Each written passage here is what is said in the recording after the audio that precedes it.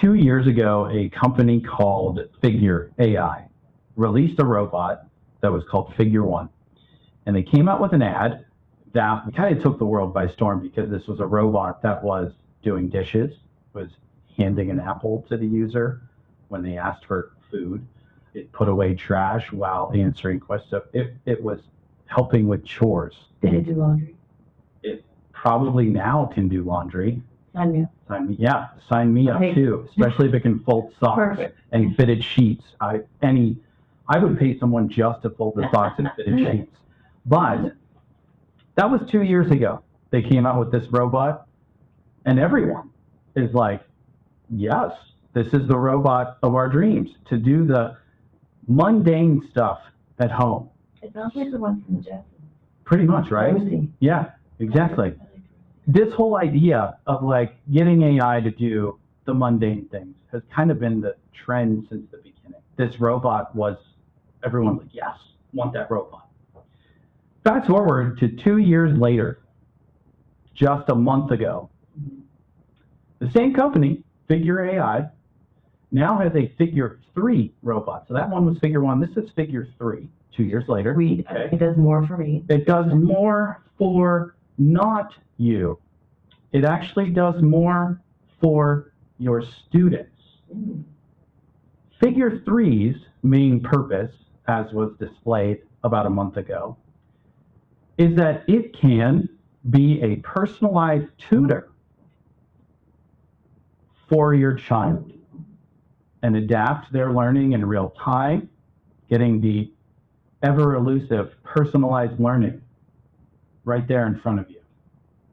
And it can do all of these things theoretically more efficiently than a human because it doesn't get tired, it doesn't get bored, it doesn't have emotions. But apparently it can respond to your emotional state too. Really? As a learner, parent. Within 2 years, we went from a robot that would be really extremely helpful, that everyone wanted, to a robot that literally no one was asking for, which is pretty interesting to think. Yeah. It reminds me of a quote, one of my favorite quotes, from Jurassic Park. Famous Dr. Ian Malcolm, played by the wonderful Pittsburgh native Jeff Goldblum. He was not a scientist warning about robots, but he was a mathematician warning about intellectual hubris, which I think is a very fitting description of what's going on right now. His quote, "Your scientists were so preoccupied with whether they could, they didn't stop to think whether they should." I think that happens with a lot. That quote is about 30 years old, and it has never been more relevant than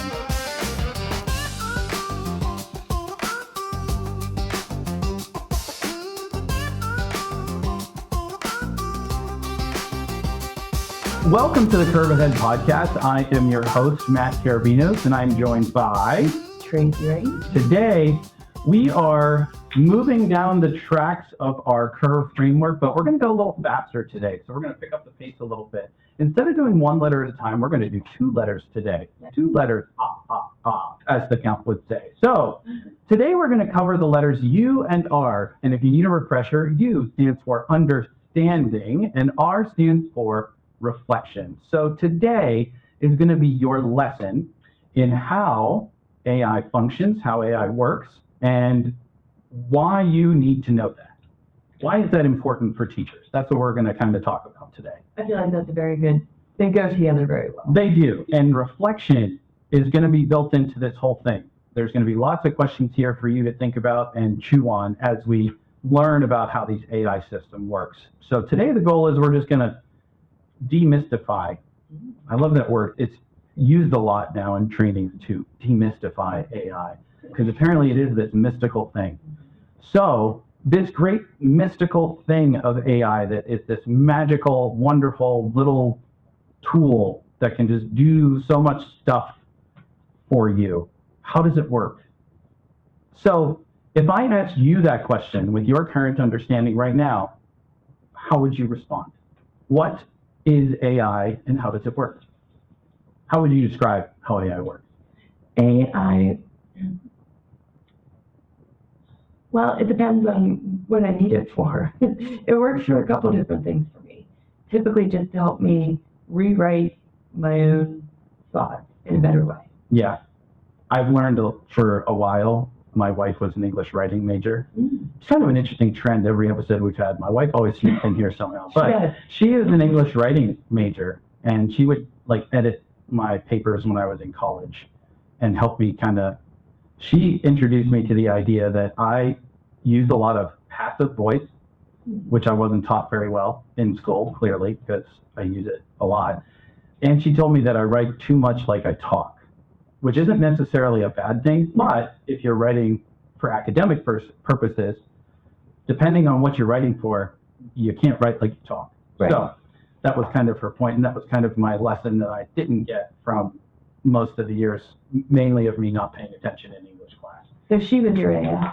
Pretty much at that time, yes. My editor, she still is my editor-in-chief, especially when we have to write important things and letters. It's a good person to have in your back pocket there. But what's interesting is when I asked you about what AI is, you gave me its function and like what it does for you, right? But like, that's not how AI works and like puts its stuff together. Tell me more. So like, this is where the interesting part comes in. And I'm curious. people are always like, but why do I, like, you don't need this like massive technical knowledge about this stuff. You don't need to know all the pieces. You just need to know the basic core functions. So that's all I'm going to give you today is basic core functions. We covered a while ago the definition of a large language model, okay? Or what LLM stands for, is a large language model. That is where we're going to start today. So an LLM is your ChatGPT, your Gemini, your Claude. There's like, I want to say there's maybe like 20 other ones that are way less known, but Quinn, Mistral, if you have to quiz me, Llama, these are all underlying. Yes, there is one called Llama, by the way. Grok is another popular one, by the way. I actually have a stuffed llama from the llama in my office. I love it. Perfect. The only reason I knew. See how they go together, just like that, just like that. So these large language models are called large language models because they contain a large data set of information, okay, large amounts of text, audio. Now it can like comprehend audio, mainly by taking the transcript from it, but still, we're getting there. Right. It can take all these things and it can just absorb them. Okay, it's like a super sponge. It takes all of this material and it can just absorb it. And now it's like, I know everything. Okay, so it takes all that, it knows all that. That's what an LLM does. Now, that's cool. So it has all that. But on top of that, you have how does it put it all together? How does it make all that information flow together? How does it get from that training to you who's asking for a report or to rewrite something? So that's where this whole idea of something called machine learning and neural networks comes in. Now, these sound complex, okay? I'm going to give you the non-complex definitions. Please. So machine learning, you can just take it at its words, okay? It is a machine learning process. Early machine learning, we had to type, do this, and then the computer would do it. And we would have to type out these really long set of instructions, and then the computer would just act on all of them and complete it. Neural networks came in and around the 70s and 80s, they were being researched, which is also wild to some people to recognize that we've been researching this stuff for a really long time. We've been researching neural networks, but we never had the technology to be able to fully investigate their promise and what they could do until about 2012. And then we finally had our breakthrough. And that's really where the generative AI, this whole idea of what we know now as AI, really started. Once we figured out and had enough data and training data to use these neural networks, then we were really able to okay, now I see. It was like a light bulb moment, essentially. And so that's where we have all this, Siri and Alexa started this whole process. Then we built into the basic versions of ChatGPT, even before the one that came out in November 2022. Google was always working on AI behind the scenes. There was always AI research going on. But again, as we talked about earlier, ChatGPT just kind of opened Pandora's box. They were just like, oh, by the way, we made it so that it can talk to people, anybody, and not just coders. so it made it available to everybody. Then you quickly thought every other large language model was like, oh, we've been working on this for a long time. Let's release ours, and Right. here we are. So neural networks were built off of the idea of our brain.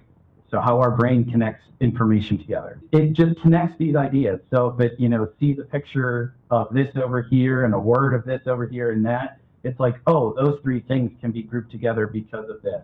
It recognizes patterns in all of the words and all of the data and everything that it has. That's all it's doing.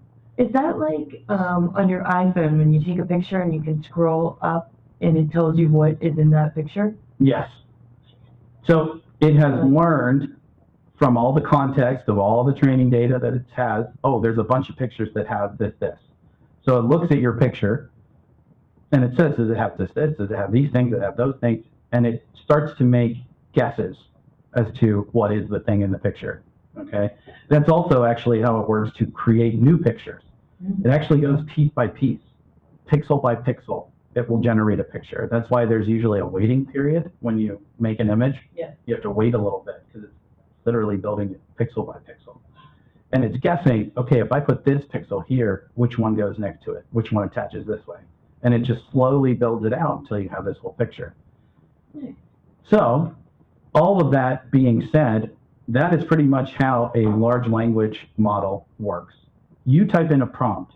What it's looking at is the keywords. So we used to learn that, Google searching was a skill. You had to type in the right keywords or else you'd get some crazy results, right? Yeah.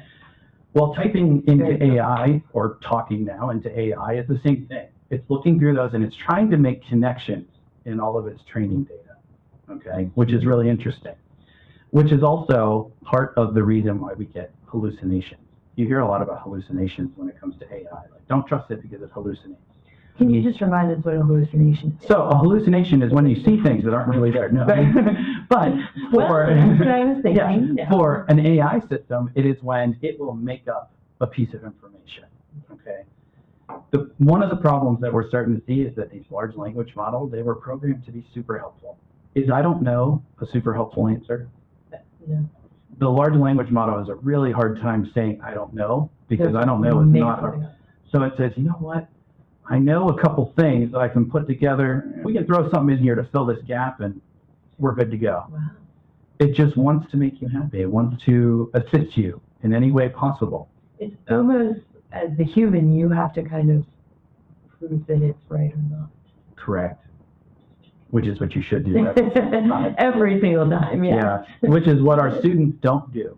Correct. The parts that they skip over, right? And, so that's part of this conversation as well. But understanding that all this machine is doing is just predicting the next word, in a sense. If you watch ChatGPT is great for this because you can see the little dot. It's fast, but you see the little dot moving. Yeah. And as it's moving, it's creating what it's responding to you, it's creating it word by word. That's all it's doing. So if I were to ask you the question, or if I were to say this phrase, once upon a, what would you think comes next? Once Time. upon a Time. time, okay? AI did exactly what you just did. Does it have to be once upon a time? No. Most likely, though, it is once upon a time. So it's going off of statistics, probability, and guessing what comes next. Again, knowing that helps the user understand, oh, when I make something, it's not going to be 100%. Right. It might be 80%. There's an old one that started early on was the 80-20 rule. The AI might be able to do 80% of the task or creation or whatever, but you still got to do that final 20. The newer AI models, we're getting closer to like a 95-5, which is kind of scary. Yeah, I still think it should be more than 5. Yeah, I agree with you. Most people would agree with you as well. So I have a really good story for hallucinations that we're going to throw in here. So do you remember what you had for breakfast this morning, if you had breakfast? Yes. Okay. Could you tell me pretty confidently what you had for breakfast yesterday? Yes. Okay. Could you tell me what you had for breakfast on this day, what was today, Wednesday, on this day, last week? Yes. Yes. A little less confident, right? Well, no, because I have the same thing and it's coffee. Okay, well, that's easy. Well, that's easy to remember. But this is going to help when I get here. So can you tell me what you had for breakfast on this day a year ago? Probably a cup of coffee. Probably a cup of coffee. Okay. Now, here's the best one. This is what got all the reactions in my recent training. Can you tell me what you had for breakfast on this day 20 years ago? Probably a cup of coffee. But What's interesting is what your brain just did there for that slight pause. I bet you this is what your brain just did. You were thinking, where was I 20 years ago? What was I doing? What was I doing 20 years ago? What is most likely what I was having for breakfast 20 years ago in April? Okay? That is 100% what AI does with information. If it doesn't know, it's going to go and dig through its training data until it finds something that's like, you know what? I bet you this is probably the closest to the right answer. And it's going to throw it in there. That's what a hallucination is. Okay. I love that analogy because it gets people thinking, because everybody, like, it's without fail. You're like, wait, where was I 20 years ago? What was I doing 20 years ago? Some people don't like to think about that, but it's just, but you automatically, you're like, what did I have for breakfast 20? What would I most likely? Okay. Well, for 20 years ago, that was still 1980s for me. Well, there you go. My answer was I probably had a Hot Pocket, a breakfast Hot Pocket, because I love those a lot. Probably a little too much. But all of this connects to, we were just talking about this, one of our favorite movies of all, Good Will Hunting. Love that movie. I always forget to do this in my trainings, but it's always such a great comparison. Will Hunting as a character is a perfect representation of AI. Okay? So, I'll explain. I agree. He has a photographic memory, which many people would argue is a skill they would love to have. They would love to be able to remember every single thing they've ever read or seen, or they'd love to do that. However, because he can do all that, he misses out on so much about the bench scene. The bench scene is what we were just talking about, how perfectly the bench scene encapsulates our conversation about AI. So for those of you that don't, for the like 4 people in the world who haven't seen Good Will Hunting, the bench scene is Robin Williams and Matt Damon.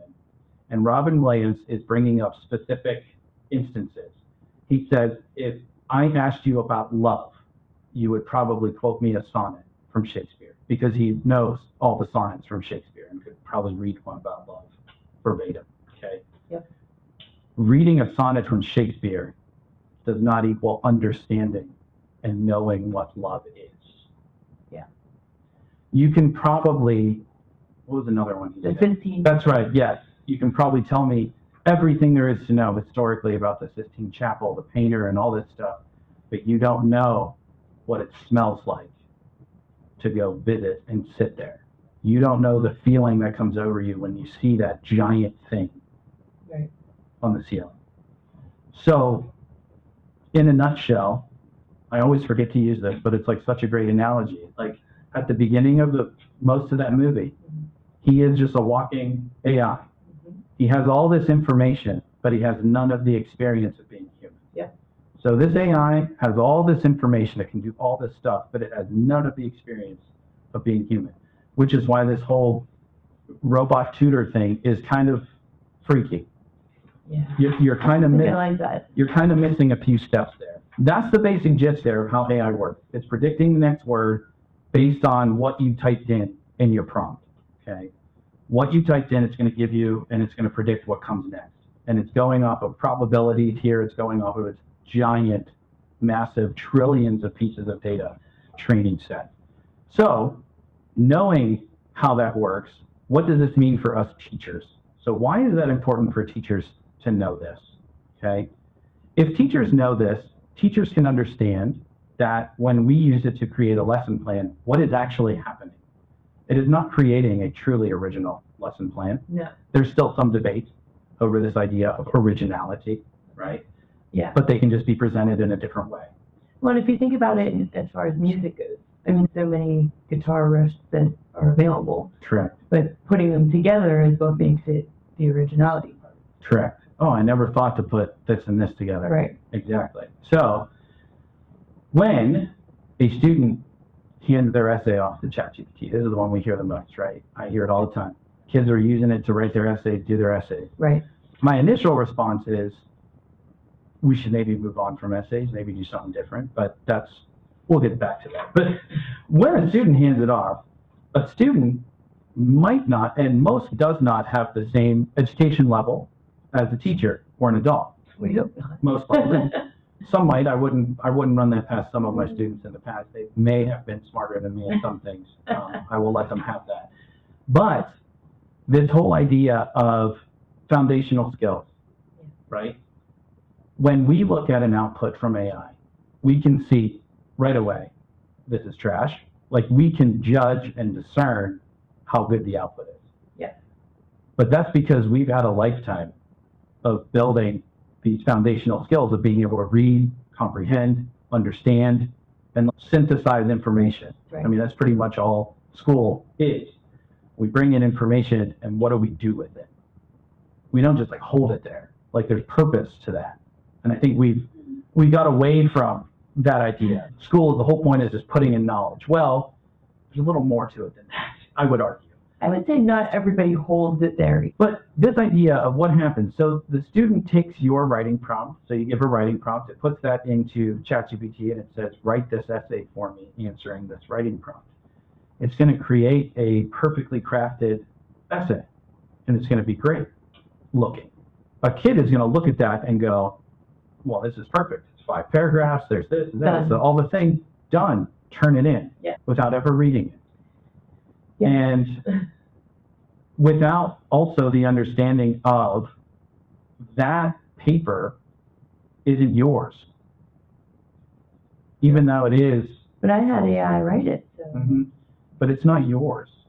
And so this is where the trick comes in. Yes, AI is creating a new thing here by synthesizing information. The words that are put together in your essay are probably not the same as the words that are put together in another essay, but could be. But by you just copying and pasting that, you are taking what is a guess and turning it in. So what if I reference it? What if I say, under references, this was AI created? That's an interesting caveat there. Would love to see more places doing that, but there has to be a level built in there, right? Right. Because just referencing and saying, oh, I had ChatGPT write this for me. Okay, well, what did you learn from it? What did you take from it? So there has to be another step.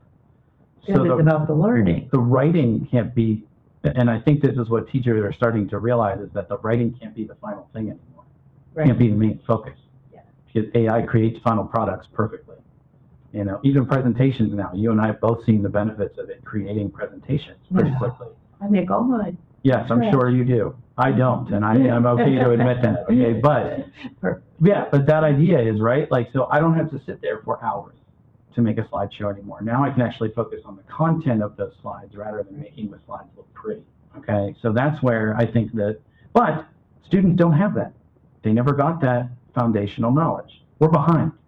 We are right now doing this podcast to try to help the teachers catch up, right?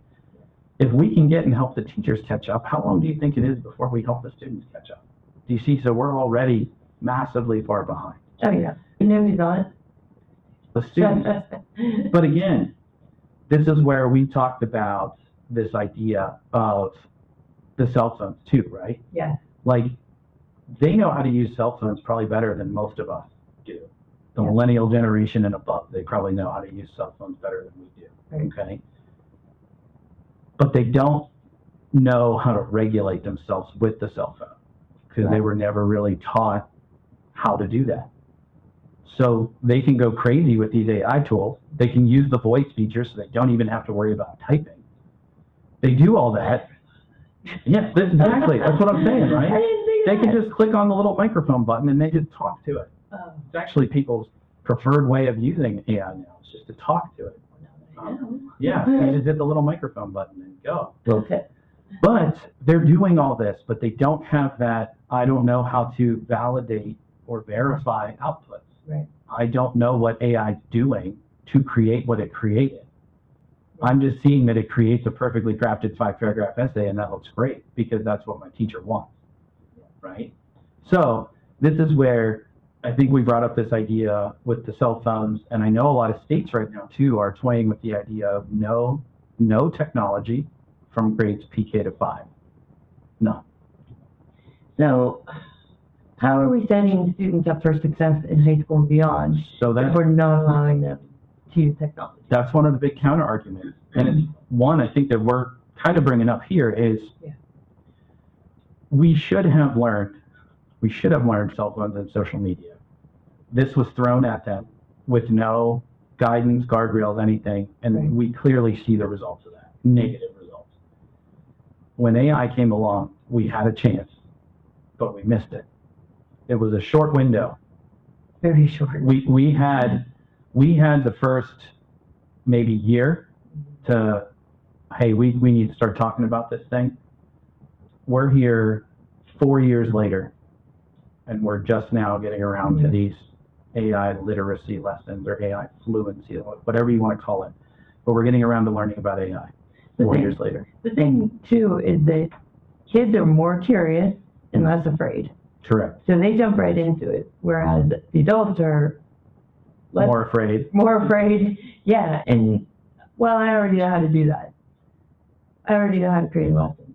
And so they're not using it for everything that they can use it. Correct. And it's one of the main focuses that I try to get out of every PD that I do. Yeah. Is that it can create lessons for you. It can write for you. It can do emails and all that stuff. That's great.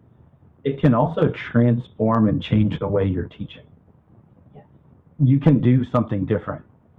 This is my pride. This is why I became so into AI. I wanted to do things differently.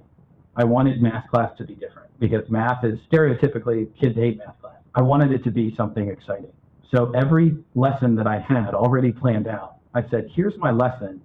I want to incorporate movement. I want to incorporate project-based learning. I want to incorporate collaborative learning. We're learning, operations with decimals. I want the kids to run a store.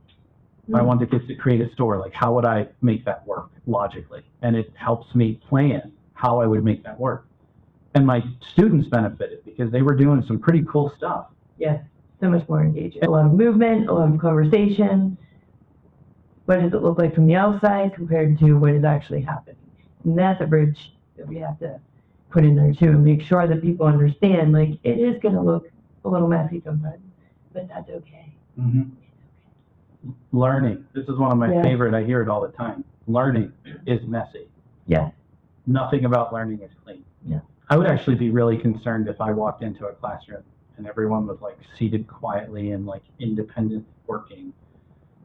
I'd be like, are you taking a test? Because that would be the only time I would expect kids to be like that. For me personally. And let's be honest, like the real world, we talk all the time. Yes. Like you have the unfortunate luck of being the one right across the hall from me. So you're, when our doors are open, you're like the first one I talk to. But like, we have conversations, we collaborate on things, and we work through ideas together. That's kind of the whole purpose. Right. And everyone in our office does the same thing. So why are we not letting our kids do the same thing? Right. Too? So it is going to look messy and it is going to be loud, but the learning speaks for itself. Right. At the end of the day. Okay. So this idea is that we need these foundational skills in order to help our teachers and our students to be able to use these tools for something better, for something different. Okay.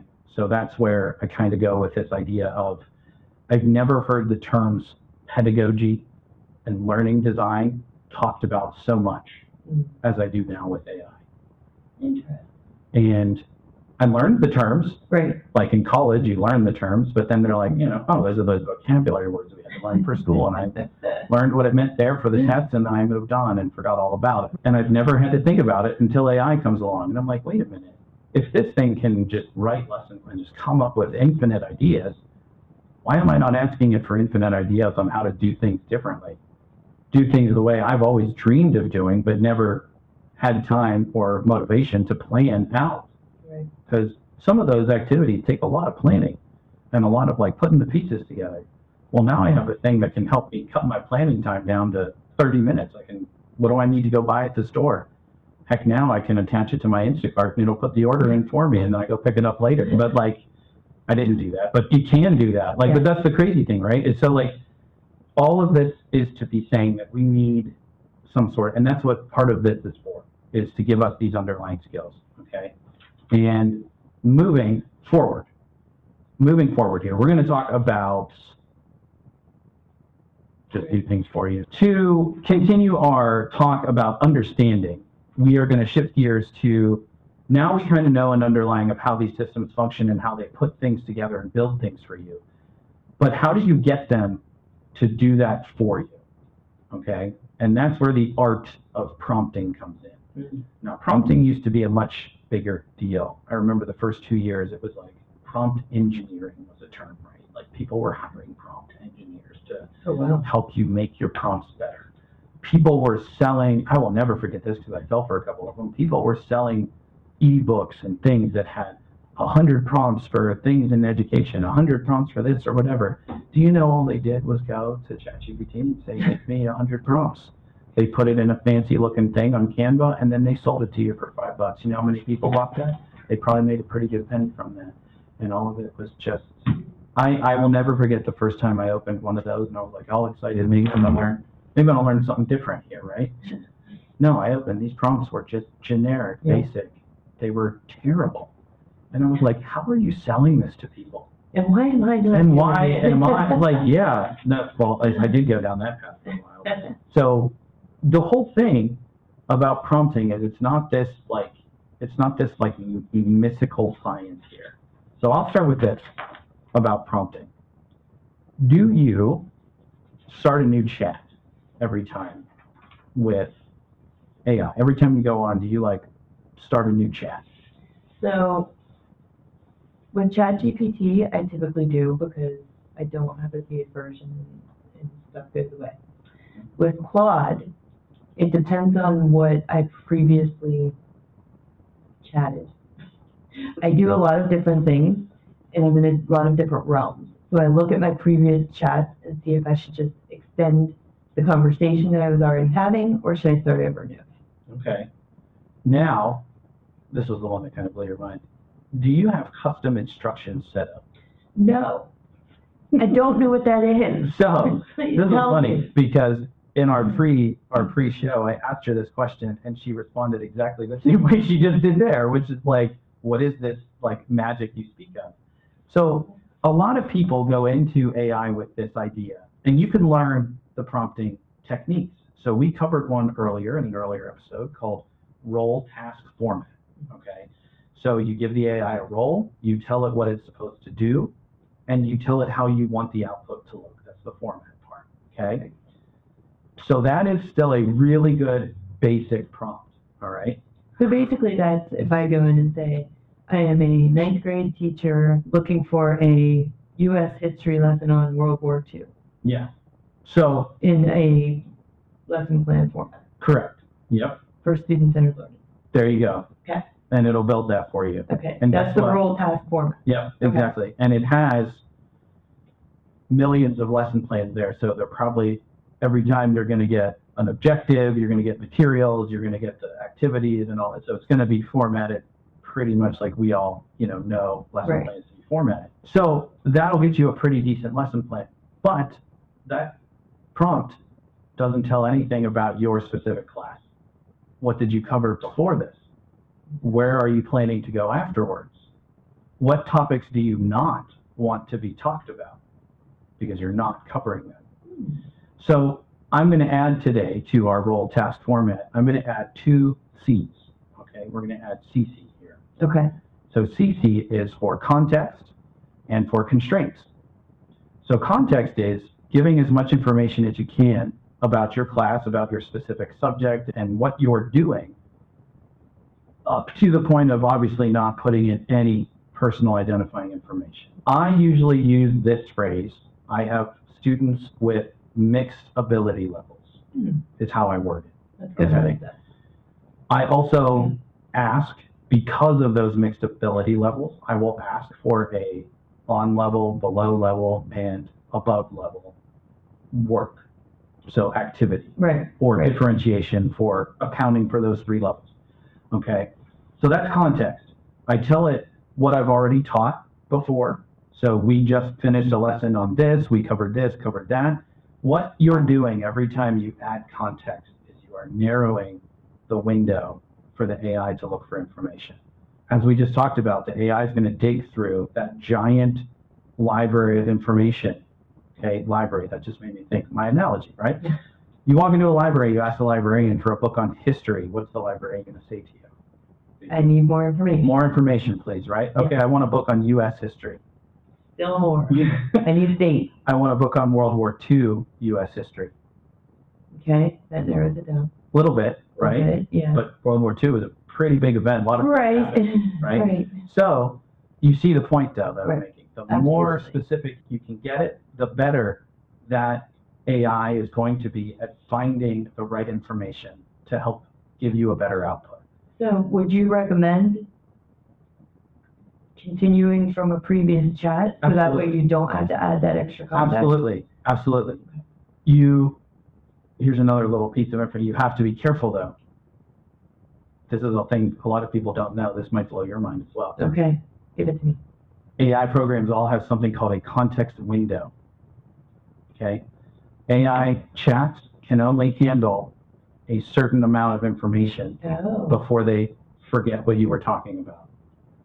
So you don't do it for an entire semester, but maybe you. Probably not a good idea to do it for an entire semester, Okay. especially if you're talking every day. Okay. At some point, you're going to have to re-prompt it from the beginning to Right, remind it where you were. Okay. Okay. So this is a perfect lead-in to custom instructions and why they're so important, right? So even with now, you have this option in AI that you can turn on memory. Google calls it personal intelligence. Okay. So it'll remember your previous chats. It'll remember things you had. And you can actually go in when you have this turned on and say, I want you to remember that, blah, blah, blah. Oh. So for me, I had to go in and say, hey, I've changed jobs. I now am not a sixth grade teacher in math and science anymore. I now work as an emerging tech and project specialist at the IUA. So my job has changed. And I give it a little context about what my job is and what I do. Okay. Parts of my job. And then obviously the student programs part as well. So I add all that in. So it's like, oh, he's changed. So where do you put all that? So in every account, if you click on your account, there's usually an option for personalization in your settings. Okay. And in Gemini, they have, I think there's 3 boxes in Gemini that ask you, what do you want Gemini to know about you? How do you want Gemini to respond to you? So this is where you could say things like, please don't ever use M dashes. Right? Even though now that I know what M dashes are, they're incredibly useful, and I've been overusing commas my entire life because I didn't know that M dashes should have been used instead. So, yeah. You could use a comma instead of an M dash. Every time I see M dashes, I think that was created with AI. Correct, which is what a lot of people think, which is why a lot of people prompt their AI to not use M dashes. Occasionally they'll sneak one in there, it just can't help it. So much, if you actually look back though at literature, classic literature, you'll see M dashes they're everywhere. M dashes are all over the place. So that's part of the reason why so many of these large language models use them, is because they are a very common part of writing. Yeah, we don't necessarily have to bring everything back. True. But, so this idea of custom instructions, what that means is, rather than giving, every time I start a new prompt, or every time I start a new window, right? Yeah. I'm teaching this, I'm doing this, we covered this, blah, blah, blah. You're writing a paper every time you're writing a prompt, right? And that's cumbersome. Right. But I'm just doing myself that way. So with custom instructions, you put in one time, I teach this grade level. I teach in this state. I follow these standards. You can even upload the standards there with you. I like it. I follow these standards because I teach this subject. Now the AI knows every conversation that you have from that point on is like, oh, they teach this grade level. So you don't have to say, I teach this grade level, blah, blah, blah. It knows already. Right. So your prompts can go from this big long paper to, I need a lesson that focuses on this, this, and this. And then you add in context as you need. Obviously, for each lesson, you're going to need to give new context, right, because you're moving through lessons. But the basic overall information stays the same the whole time, and it responds that way for every conversation. And it holds those things in there. I like it. And Claude has that too? Claude has that, ChatGPT has that, Gemini has that, they all have it. Copilot? Copilot also has it as well. Okay.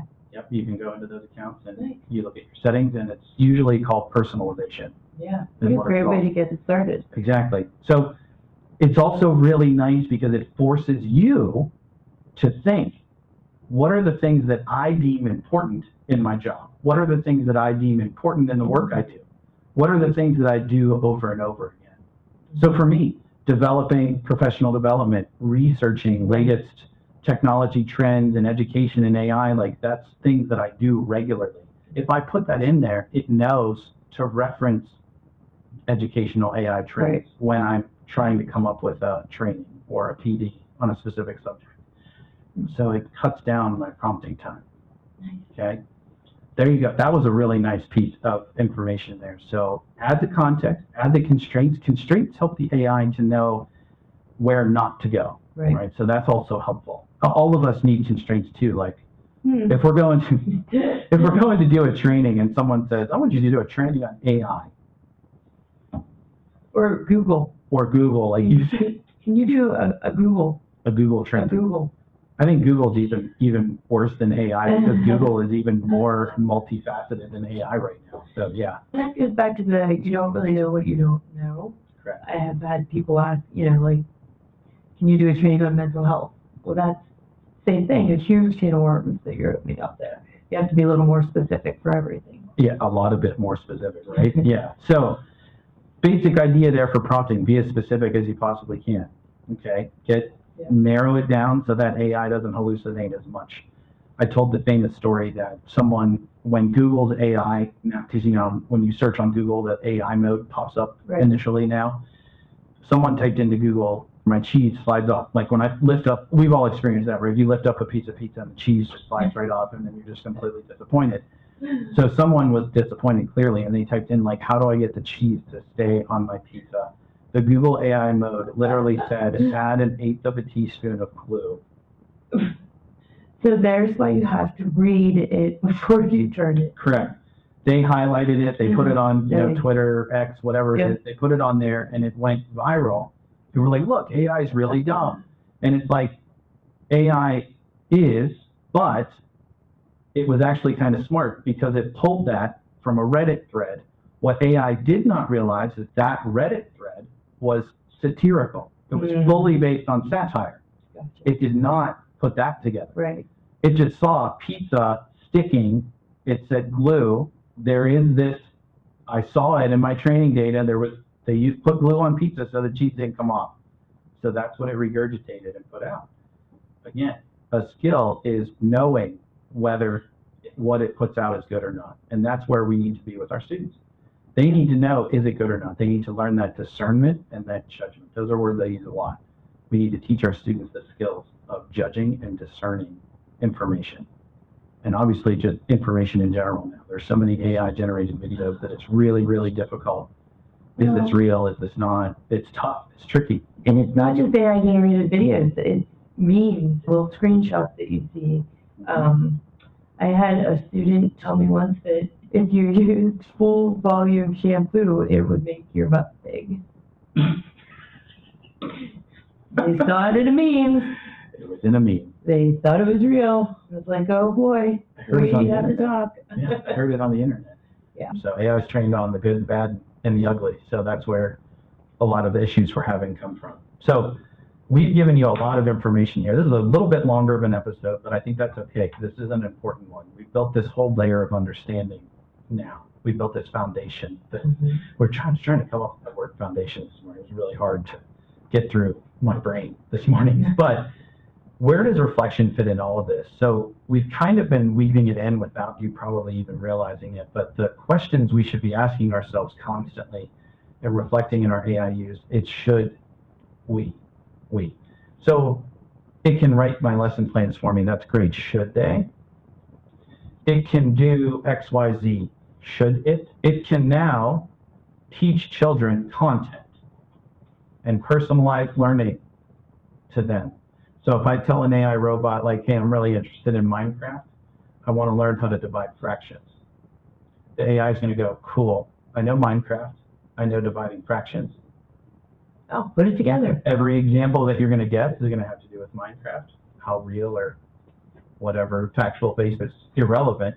You're reading questions about Minecraft and Steve and lava chickens, which is going to be more entertaining for you. Yeah, that's from Minecraft, the guy. I knew that. Anyway, but all that stuff, it can do all of that. It'll put it together. It'll give you problems. All it's going to do is give you practice problems, but it's going to word them with Minecraft language. So it's the same thing you'd be doing. It's just a little less boring because they actually get to be reading their interest while they're doing the problem. Is that personalized learning? I don't know. We'll see. But we've been using adaptive learning for a long time. Khan Academy, IXL, these programs have been around for a long time, where you get a couple questions right, they bump the difficulty level. You get a couple questions wrong, they bump down the difficulty level. Read Theory, a program that I used when I was teaching ELA, did the same thing. It was adaptive. So wherever each student was, it was adapting to their level. So that's great. Okay, that's great. That's helpful. But should we replace all of our instruction with that? No. So there's a little more to teaching, I think, than just content. Well, and I think that sometimes we forget everything in moderation. Correct. I do, especially with Easter candies.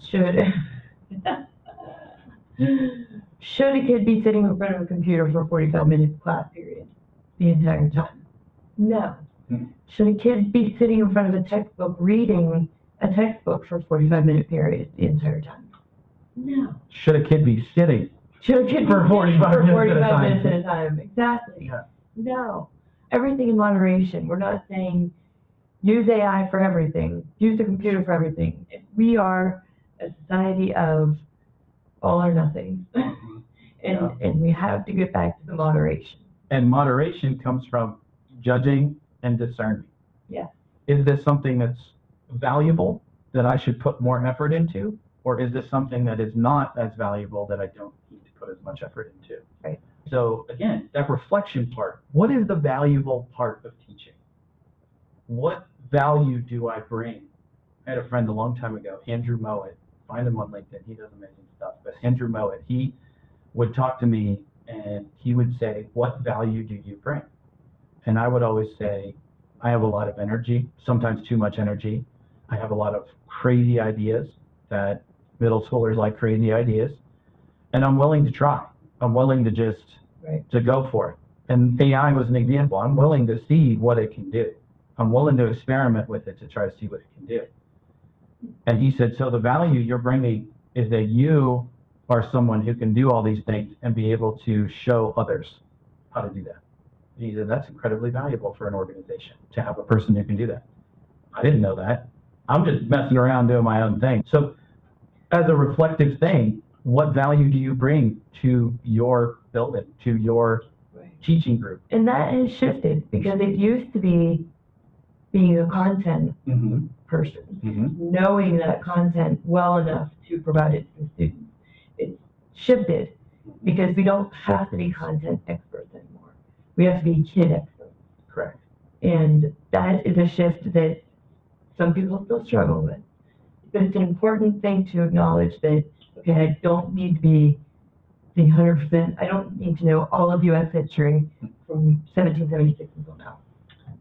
And unlike an AI program, I am totally comfortable with standing in front of a group of students and saying, I don't know. Yep. And what I've actually started to do, and this is a really good way in to AI to show your students, show them, pull it up on the board and say, I don't know. Let's find out together. Yep. And I pull up a chat and I say, hey, I'm teaching this class.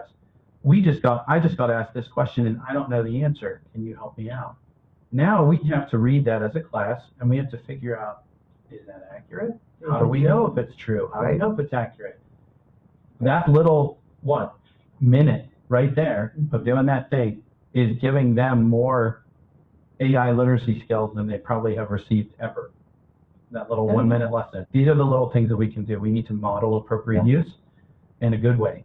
So we keep saying we want them to use AI in an ethical and moral way. What is that? How do they know what that is? Unless you show them. Right. So to wrap up our conversation today, what value do you bring to your job? What value do you bring to your students? What is your value? How can AI enhance that value? doesn't have to enhance that value. You don't have to use AI. Nothing about this podcast is saying go out and use AI. Yep. We are doing what I just said to you. We are modeling ethical use.